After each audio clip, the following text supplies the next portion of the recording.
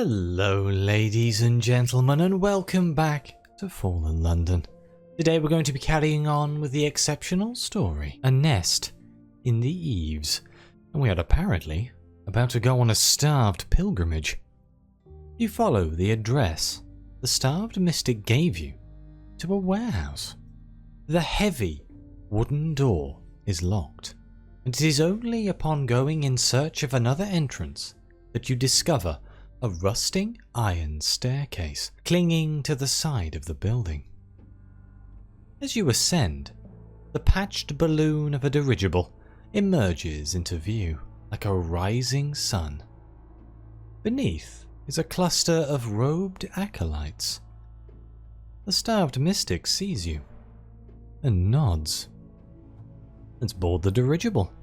It is battered, but it's your only route to the colony on the roof, and will be gone for some time. The dirigible's engines ignite, and London recedes beneath you.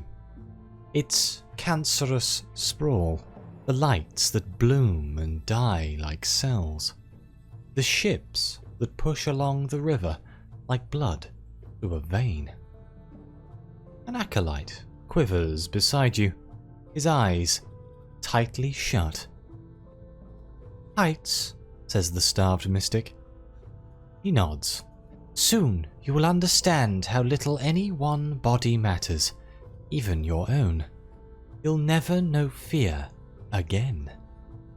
The false stars on the stalactites above you glow brighter as you drift upwards. "They are beautiful from a distance," says the mystic, "and vital to the functioning of our colony. Nevertheless, they pose a continued threat." Pinpricks of light sparkle in her vast eyes. The dirigible putters close to a stalactite that, from a distance, looks no different from its neighbours. However, as the ship's lanterns illuminate its iridescent surface, you see it is formed not of rock, but of chitin. The engines slow to a gentle whir, and a swarm of many-limbed creatures erupts from the base of the chitinous stalactite. The starved mystic throws them a rope. Well, let's follow the starved mystic. She does not fear these creatures. The starved, well, that is what they must be, pull the dirigible in and lash it to a chitinous platform. Acolytes exchange nervous glances. While they've all sat alongside starved at the mystic's gatherings, here they are outnumbered. Once you have all alighted, the mystic untethers the dirigible. "Welcome to the nest.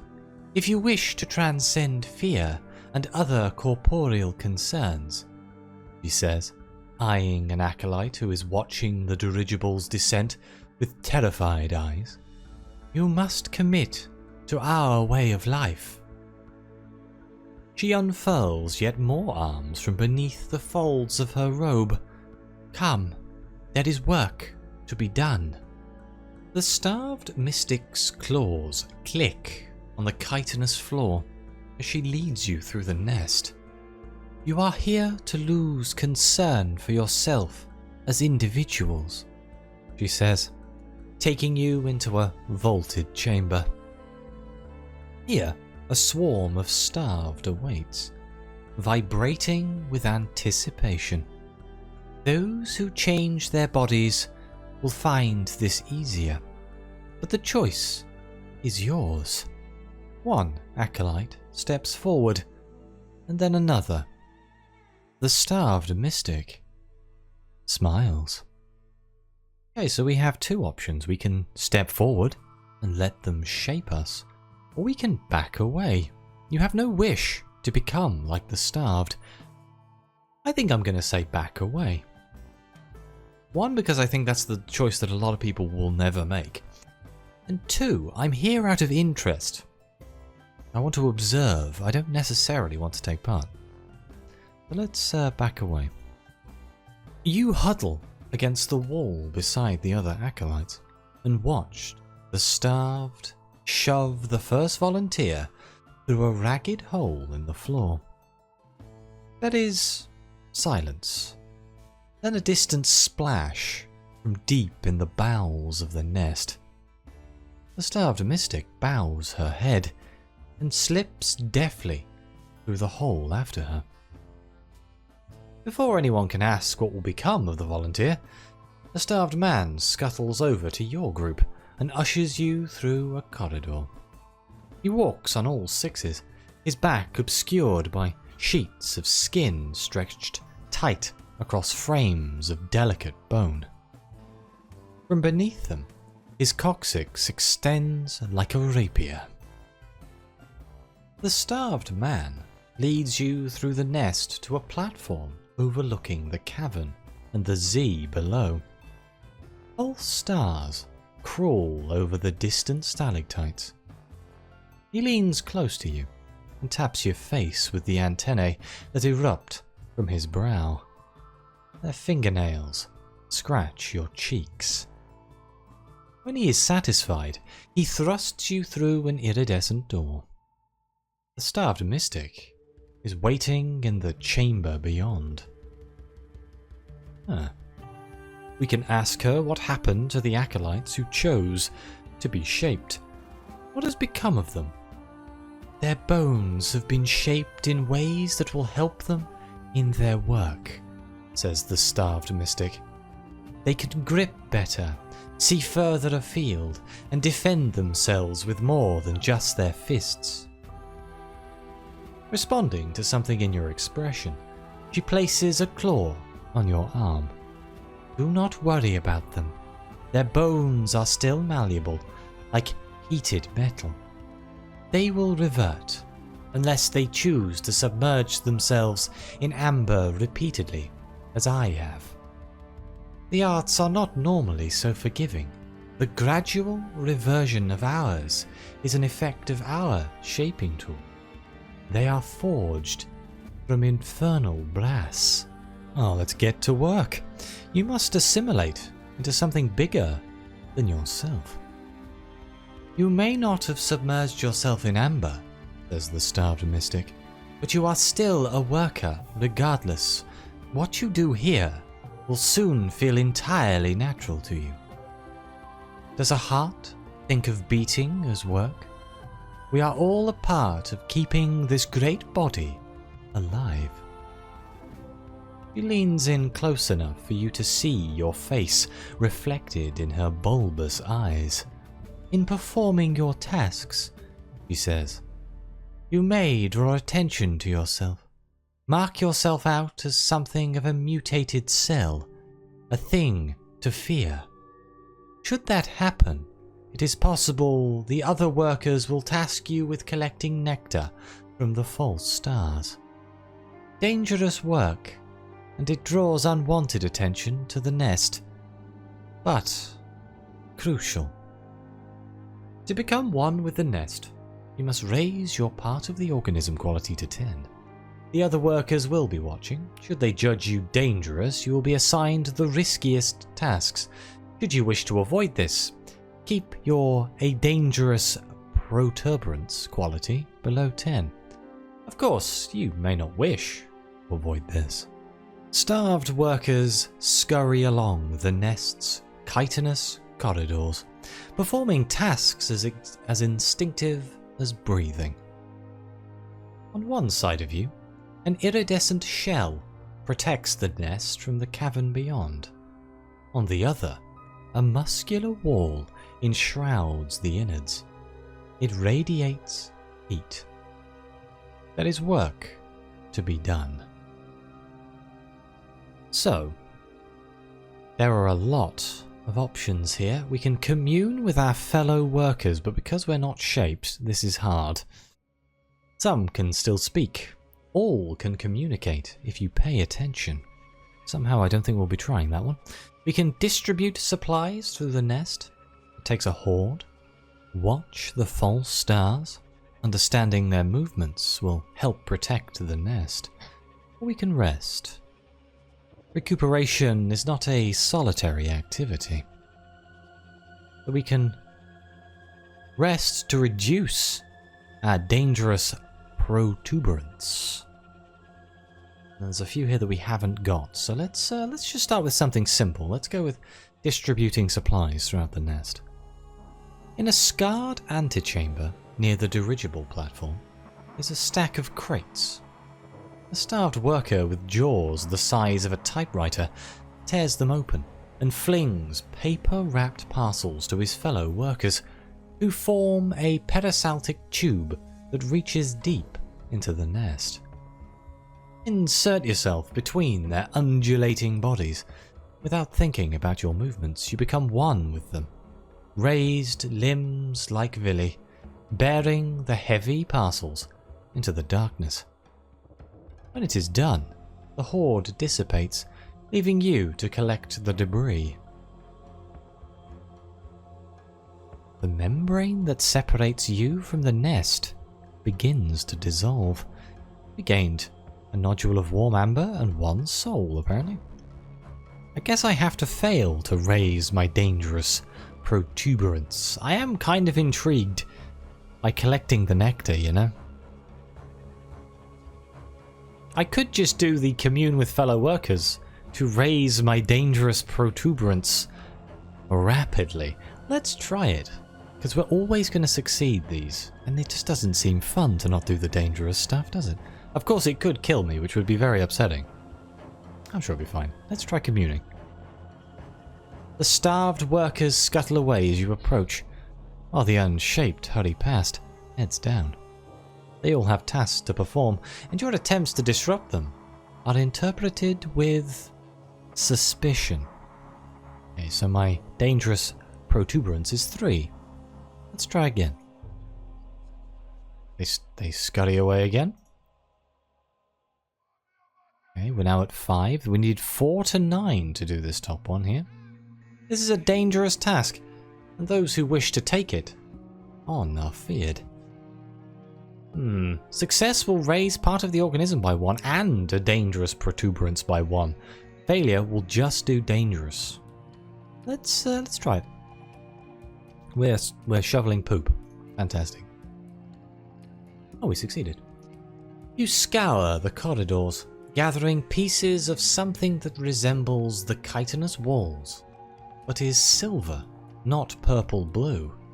The shards are sharp, but you do not let them break your skin. Further along, you find chunks of splintered glass and an unbroken jar amongst them. When you can carry no more, you descend along a spiral corridor to the bottommost tip of the nest. Open your arms and watch the sparkling flakes cascade into the cavern air. Tiny shards remain stuck to you once you are back inside the nest. The starved workers' antennae twitch at the sight of them. We gain some glim. We can repair damage to the hive. You must persuade the other workers to let you help. This will raise part of the organism and dangerous protuberance by 2. You can smell the wound. A cluster of starved workers is already tending to it, and your initial attempts to help are met with gnashing mandibles. You withdraw, watch, then carefully mimic the workers' twitches and jitters with your own limbs. Eventually, they step aside to let you see the crack in the iridescent floor and the trembling viscera beneath. You hold the sides of the wound together while a starved worker hammers iron staples into the chitin with her bare fists. Once she has finished, she applies a salve, then gives the rest to you. Ooh, we got the sanguinarine ointment. That's quite rare, I believe. I guess we shall repair it again. This should put us at 10. Okay. So we got part of the organism here. But we can collect nectar. Starved workers swarm you, grabbing your limbs and dragging you up a spiraling passageway to the top of the nest. There, they hurl you out onto a ledge overlooking the cavern. One of the workers throws an empty vial at your feet. You will not be allowed back into the nest until it is filled. Let's collect nectar. It is a task for only the most dangerous workers. From up here, the false star's true forms are at last apparent.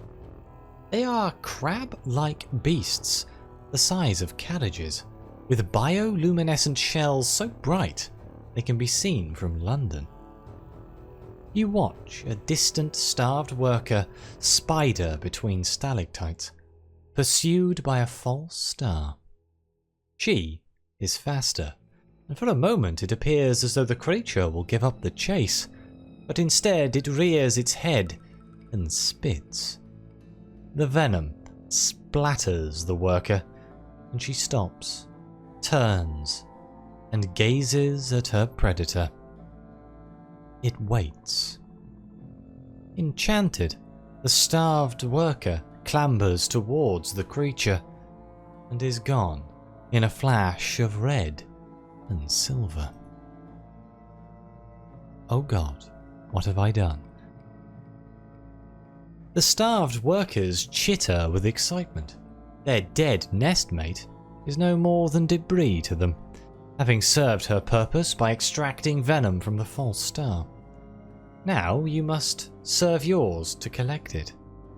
The beast is still near, crawling upside down through the inverted trench between two stalactites. Its bioluminescent glow illuminates a trail of rope bridges. Well, let's follow it. It has left venom in its wake. We only have a 30% chance of success. We failed? You climb to the crevice where the nest's carapace meets the cavern ceiling. As you inch your way along it towards the rope bridge, the sharp chitin slices your fingers almost to the bone. There is no breeze, and the decaying ropes hang still in the cavern air. But you misjudge the leap nevertheless, flailing to grab them and slamming into the rocks. With ragged breaths, you pull yourself back onto the decaying web and fix your sights on the false star. The false star is now so close that the ropes quiver as it slams its crab-like claws into the rock. The splatter of venom glistens in the creature's glowing wake, but as you plan your approach, it begins to drip down the stalactite. A glob falls into the endless black of the Z below. There is no time to wait for the false star to leave. You must fill your vial now. Now let's collect the venom. You must not touch it.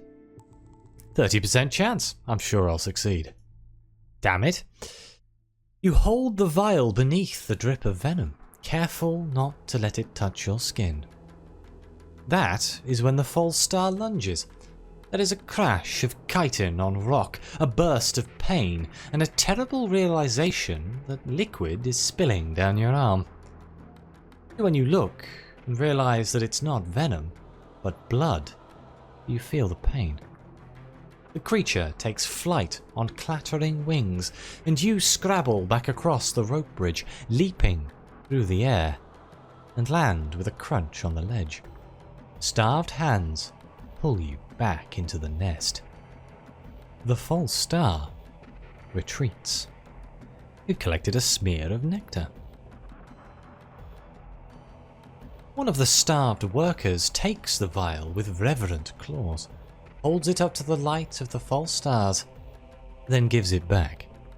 He and his fellows stand aside because they are grateful, because you have shown yourself to be a well-functioning part of the organism. Return to the nest. Though the vial of venom is small, you are conscious of its presence in your pocket as you make your way back beneath the carapace. Perhaps it will grant you admittance to the nursery. Oh, it's reset our work here. I guess that means I can try some of the other stuff that I didn't do. Oh wait, I can just go down. Never mind, I just had to scroll. We can penetrate deeper into the nest. You are welcome now. We will be able to return.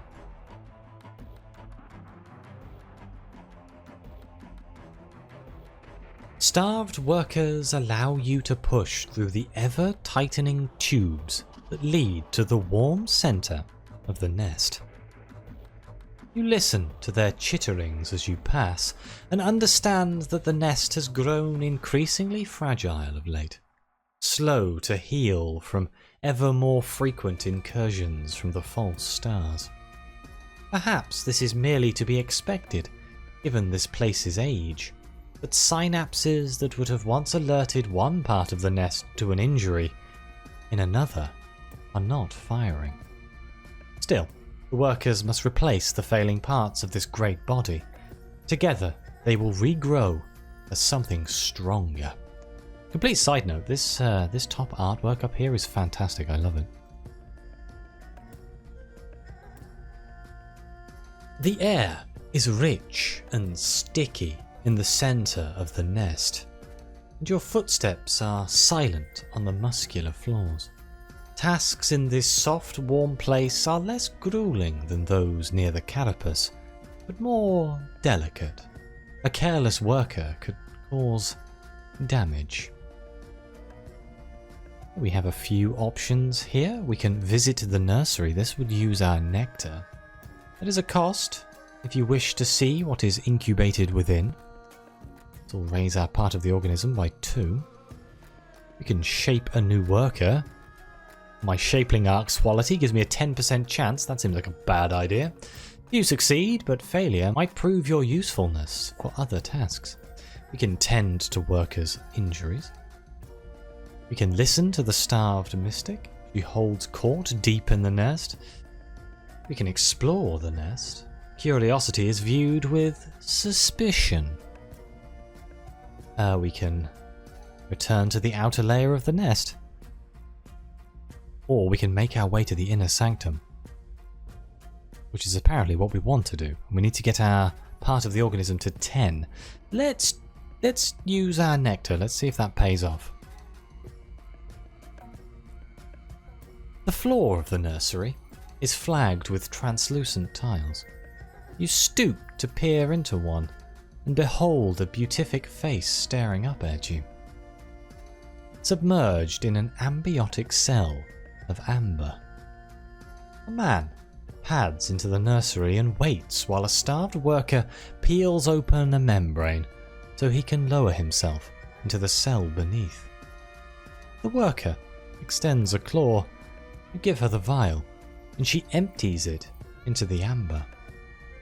The man climbs in, and his pupils dilate. The starved worker leads you away. It is important, she explains in her sticky voice, that he see only the inside of the nest until he is ready to hatch. Oh God. This place is creepy. I'm going to tend the wounded and stuff. I'm going to see if we can learn some more about this place. There are many ways to be injured in the nest. It is impossible to tell through sight alone which workers have been wounded and which have simply undergone extensive shaping. It is only when you touch the jagged limbs and they hiss with pain that you understand. You help the experienced attendant workers lower the wounded into baths of molten amber. Once their bones are soft, the shapers sort delicately through trays of infernal brass instruments, scoops and planes and screws, lustrous and hot to the touch. Screams reverberate around the chamber as the shapers tenderly remold shattered limbs into something new. Okay, we can listen to the starved mystic. We might fail. What's my suspicion right now? 1. We got some wiggle room. Let's listen to the starved mystic. We did succeed. The starved mystic sits amid a respiring mass of workers, illuminated by a phosphorescent glow. Settling in amid the horde, You listen to her monotone, so unlike her crisp speech back in London. Here, her words are not so much to be understood as to be felt. She explains that to truly become part of the nest, you must surrender your idea of an essential self. But in exchange, you'll be granted a kind of eternity, where you will be subsumed by something that breathes and digests and molts and regrows. You will outlive your own flesh. Good lord. Let's explore the nest. We've got wiggle room still. Yep. Let's explore the nest. I want to see what's around here. You push your way along muscular tubes, using the rising temperature to navigate towards the center of the nest. You sneak past the starved guards into a vast cavity, a cathedral of chitin. When your eyes adjust to the darkness, you behold a network of bags and tubes strung between the buttresses of the vaulted ceiling. The organs swell and deflate arrhythmically. As you step a little way out onto the sticky floor, your foot clinks against something. You raise it to what little light there is. The glass is clouded. The lid fused shut. This soul was harvested decades ago. Oh, we have a brilliant soul. Oh, I have 69 of them. Nice. I could try to shape a new worker, but I feel like it would go horribly wrong. 9 at most. Technically, I can afford to fail once. Let's go. Yeah, we failed. What a surprise. The surface of the vat of amber ripples as an unshaped man lowers himself in. He winces, first at the heat, and then at the pain. He opens his mouth to scream, but his jaw drips down his chest, and he gurgles instead. Ignoring his convulsions of pain, you push his molten face into a vice made of brass, but he is convulsing too violently, and the operation goes horrifically awry. Another starved worker scuttles into the room and elbows you aside to fix what you've done. I'm sure that's fine. Yeah, no, that's nothing to worry about. But I do think before I make my way in to the inner sanctum, I'm going to end this episode here. And we shall explore the inner sanctum in the next. So thank you all very much for watching. Please like, subscribe, let me know what you think. Your comments are greatly appreciated. Thank you again to the members of the channel and the coffee supporters. It really does help me keep making these videos. And as always, I'll see you next time.